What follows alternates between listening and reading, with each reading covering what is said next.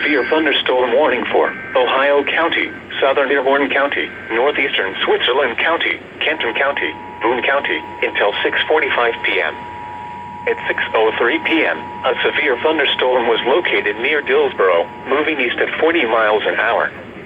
Hazard, 60 miles an hour wind gusts and quarter-size hail. Source, radar indicated. Impact, minor hail damage to vehicles is possible. Expect wind damage to trees and power lines.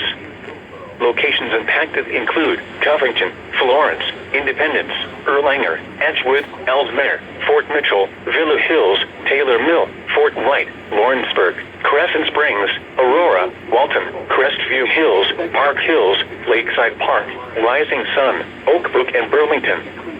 This includes the following interstates: I-71 in Kentucky between mile markers 74 and 77. I-75 in Kentucky between mile markers 169 and 189.